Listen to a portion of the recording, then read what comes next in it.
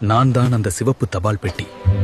காதல் காற்றில் கண்களை மூடி ஒரு கடிதம் விழும் சத்தம் போதும் இதயம் முழுக்க நம்பிக்கை ஓடும்.